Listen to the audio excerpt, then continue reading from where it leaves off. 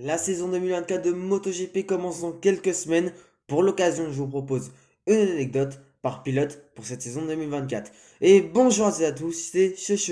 J'espère que vous allez bien. Moi, c'est nickel. On se retrouve aujourd'hui pour une toute nouvelle vidéo. Et comme je l'ai dit dans ce début de vidéo, une anecdote par pilote. On partira de Pedro Acosta, rookie pour la saison 2024, à Francesco Bagnaia, champion du monde 2023 sur sa Ducati. Si cette vidéo vous plaît, n'hésitez pas à lâcher votre plus gros pouce bleu, ça me ferait extrêmement plaisir. À vous abonner si vous aimez mon contenu, activez la cloche de notification pour être au courant de toutes les nouvelles vidéos qui vont sortir sur la chaîne. Je vous laisse un peu tarder avec la vidéo, j'espère que ça vous plaira. C'est parti. Pour le premier, on va donc parler du requin de Mazzaron. Mais est-ce que vous savez pourquoi on l'appelle le requin de Mazzaron?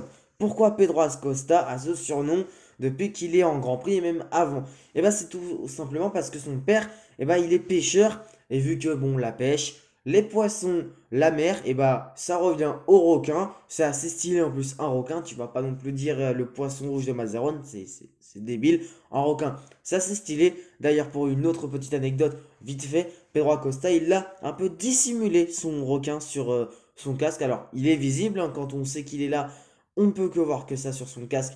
Mais Pedro Acosta, voilà pourquoi il s'appelle le requin de Mazzaron. Enfin, voilà pourquoi c'est son surnom. On passe à Joan Mir. Alors, est-ce que vous savez pourquoi Joan Mir porte le numéro 36?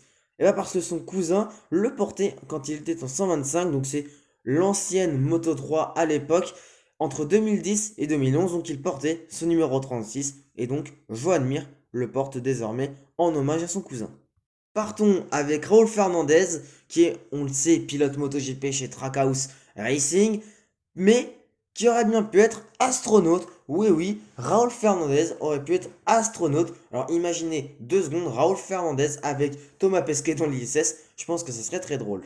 On passe à Alex Rins, le nouveau pilote Yamaha officiel. Mais est-ce que vous savez qu'à 3 ans, Alex Rins a reçu un cadeau de la part de ses parents, un quad d'une marque il connaît maintenant très très bien pour y avoir roulé de 2017 à 2022. Il a reçu un quad Suzuki. Oui, Alex Rins a reçu un quad Suzuki, comme quoi, lui, il était destiné à rouler chez Suzuki dans sa carrière. On passe au pilote nippon Takahaki Nakagami. D'ailleurs, est-ce que vous savez ce que c'est ce symbole qu'a Takahaki Nakagami sur son numéro, sur sa combinaison et sur son casque? C'est tout simplement le blason de la famille Nakagami. Au Japon, les familles ont tout simplement un blason. C'est comme si en France, la famille Martin avait son blason. C'est comme si la famille Rodrigo en Argentine avait un blason. Bon, c'est comme ça au Japon. Et c'est vraiment un bel hommage pour sa famille que fait Takahaki Nakagami sur son casque, sur sa combinaison et sur son numéro avec ce blason. On part avec le coéquipier de Pedro Acosta, Augusto Fernandez, qui porte le numéro 37. Ce numéro 37, pourquoi il le porte, Augusto Fernandez? C'est tout simplement parce qu'avec son frère, ils allaient faire un championnat en Espagne de moto. Il restait plus que le 37 et que le 38. Augusto Fernandez, après le 37, et je pense que ça lui réussit plutôt bien, puisqu'il a été champion du monde moto 2 avec, et fait de très belles prestations en MotoGP en arborant ce numéro 37. Miguel Oliveira a un diplôme et peut être dentiste. Oui, Miguel Oliveira, le pilote Trackhouse Racing Aprilia, peut vous soigner techniquement vos problèmes de dents. Alors, on n'allait pas lui demander sur les circuits, Miguel, est-ce que tu peux me soigner ma carie? Il va pas le faire, mais il peut très bien le faire parce que Miguel Oliveira, du coup, il a les compétences et il a la formation pour. Miguel Oliveira, pilote MotoGP, peut soigner une carie. Ouais, comme quoi tout est possible dans la vie. Allez, on part avec la bête Enea Bastianini. Alors Bastianini en 2022, vous savez qu'il a remporté le Grand Prix du Qatar, mais c'est la première victoire pour Gresini en tant que team indépendant depuis leur départ de chez Aprilia. On sait que depuis 2015 et leur association avec le team Aprilia, c'était un team officiel. Puis en revenant avec Ducati, c'est redevenu un team indépendant. Et d'ailleurs, c'était aussi la première victoire pour Nadia Padovani en tant que team manageuse et aussi la première femme à remporter un Grand Prix en étant une team manageuse. En gros, une belle histoire pendant ce Grand Prix du Qatar en 2022 grâce à la victoire d'Enea Bastianini. Marc Marquez arbore comme symbole, comme animal totem entre guillemets, la fourmi. Mais pourquoi? Marc Marquez s'identifie assez à la fourmi. C'est petit, mais c'est aussi très fort. On sait que la fourmi peut soulever plusieurs fois son poids. Marc Marquez, bon, il peut pas soulever 50 000 fois son poids, voilà. Enfin, vous m'avez compris, il peut pas non plus soulever 5 tonnes, Marc Marquez, mais il est fort et il est pas non plus, c'est pas le plus grand des pilotes, Marc Marquez, Mais voilà donc pourquoi il arbore la fourmi comme animal totem entre guillemets. Est-ce que vous saviez que Franco Morbidelli était italo-brésilien? Ce qui veut dire qu'il a l'origine italienne et brésilienne de la part de ses deux parents. Donc le pilote Pramac aurait très bien pu courir en étant pilote brésilien comme des Alex Barros par exemple. Est-ce que vous savez ce qu'est le symbole derrière le casque de Fabio Di Giannantonio? Eh bien ce symbole il est un peu compliqué à comprendre. Bon, c'est son logo, mais c'est un loup. Le symbole derrière le casque de Fabio Di Giannantonio, c'est tout simplement un loup. Alors, au premier abord, on ne pourrait pas croire que c'est un loup, ça n'y ressemble pas, mais c'est bien un loup qu'arbore Fabio Di Giannantonio comme logo pour le pilote italien. Est-ce que vous comprenez cette photo? Alors, cette photo, elle a été prise lors du Grand Prix d'Argentine 2018. Jack Miller s'est lancé en pôle, mais pourquoi tous les pilotes donc sont derrière Jack Miller, mais très loin derrière? Et bien, c'est tout simplement puisque la pluie a fait son apparition pendant que les pilotes étaient sur la grille, sauf que Jack Miller, par rapport aux autres pilotes, était le seul à avoir déjà monté sa moto de pneus pluie. Alors tout le monde devait rentrer au stand à ce moment-là pour changer de gomme, sauf que Jack Miller, bah, lui, il n'est pas content. Lui, c'est le seul à avoir pris les bons pneus. Et donc, la direction de course décidera de laisser Jack Miller sur la première place de la grille, mais surtout de mettre les pilotes très loin derrière lui. Et oui, donc cette photo, elle est bien vraie, mais bon, ça n'empêchera pas Cancrocio de s'imposer lors de ce Grand Prix d'Argentine 2018. Malheureusement, Jack Miller donc ne s'imposera pas pour ce Grand Prix, même si il avait quand même un petit avantage au départ. Est-ce que vous savez pourquoi Fabio Quartararo est surnommé El Diablo? Et bien parce que quand il était plus petit, quand il faisait des championnats en Espagne, il portait un casque de Roberto Locatelli et il y avait un petit diable sur ce casque. Et donc, vu qu'on était en Espagne, on va pas l'appeler le diable ou d'autres surnoms en français, eh bien El Diablo, et du coup, c'est resté pendant des années et maintenant c'est devenu son surnom. Alex Marquez a roulé en MotoGP en 2014. Alors oui, vous pouvez me dire, mais non, il est arrivé en 2020, Alex Marquez, il n'a jamais pu rouler en 2014 en MotoGP.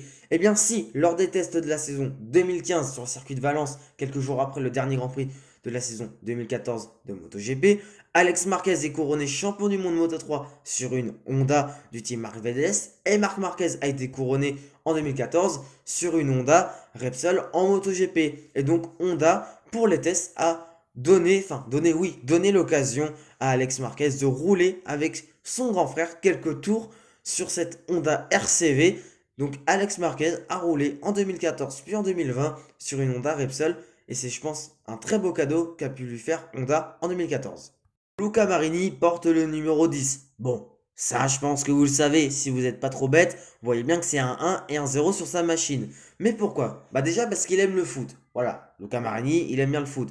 Mais surtout parce que le numéro 10 au foot, c'est un numéro magique et un numéro important. C'est donc pour ça que Luca Marini a décidé de porter le numéro 10 et j'espère que ça lui portera chance pour la saison 2024 avec Honda Repsol. Mario Vignales s'est fait virer de chez Yamaha en 2021. Mais pourquoi? Alors tous ceux qui ne le savent pas, c'est tout simplement parce qu'il a fait des ruptures avec son moteur. Alors pourquoi il en a fait? Eh bien il était frustré puisque sa machine, selon lui, ne marchait pas en 2021. Et donc Maverick Vignales a donc décidé voilà, de faire des ruptures. Pour ceux qui ne savent pas, faire des ruptures en moto, eh ben, c'est très mauvais pour le moteur, ça l'abîme et ça peut même le casser. Ça n'a donc pas plu à Yamaha et Yamaha l'a viré dans la foulée. Mais voilà, Mario Vignales qui a quand même fait des ruptures avec Yamaha. Alors voilà, il a été viré de chez Yamaha pour aller chez Aprilia et je pense que ça, maintenant, ça le dérange moins puisqu'Aprilia est largement au-dessus de Yamaha en 2024. Aleix Espargaro a réalisé sa première course en MotoGP en 2009. Oui, Aleix Espargaro est en MotoGP depuis 2009. Ah oui, quand t'entends ça, tu te dis, mais non, c'est pas énorme. Bah si, ça va faire 15 ans qu'Aleix Espargaro est en MotoGP. À titre de comparaison, Johan Zarco est là depuis 2017, même Rory Martin depuis 2021, Bagnaia depuis 2019. Il y a beaucoup de pilotes qui sont là, même Marc Marquez est là depuis 2013. Aleix Espargaro est le pilote qui est le plus capé, pas en termes de victoire, pas en termes de titre, mais celui qui est resté le plus longtemps dans la catégorie RN devant Marc Marquez. Aleix Espargaro, c'est donc le doyen de la catégorie MotoGP.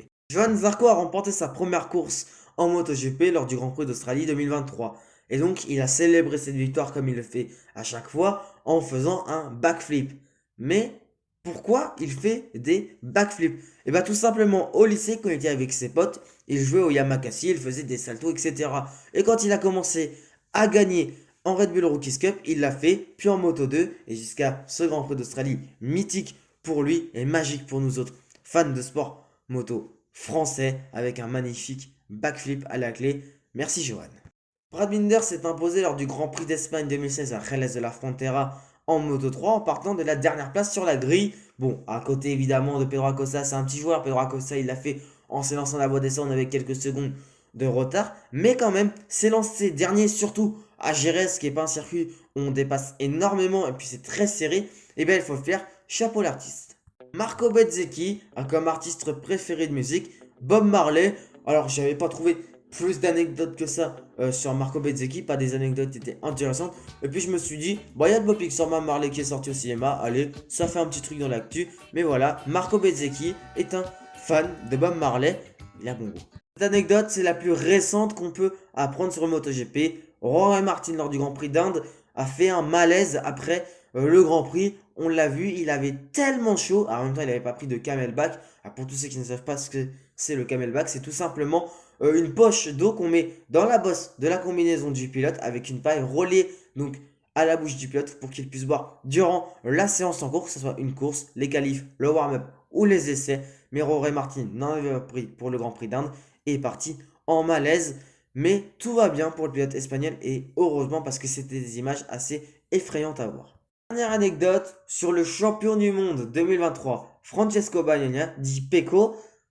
Mais pourquoi on l'appelle Pecco, Francesco Bagnaia? Eh bien, c'est tout simplement parce que sa sœur, Carlota Bagnaia, qu'on peut retrouver dans son box à chaque Grand Prix, c'est son assistante à Francesco Bagnaia, n'arrivait pas à dire quand ils étaient petits Francesco, et ça s'est donc transformé en Pecco. Mais voilà, c'est très mignon de savoir que ça vient de sa sœur qui est maintenant son assistante en MotoGP, après donc 2 titres de champion du monde dans la catégorie Rennes. Voilà, cette vidéo est terminée, j'espère que vous aura plu. Si oui, n'hésitez pas à lâcher votre plus gros pouce bleu, à vous abonner avec la cloche. En tout cas, c'était Chuchu, moi je vous dis à bientôt dans une prochaine vidéo.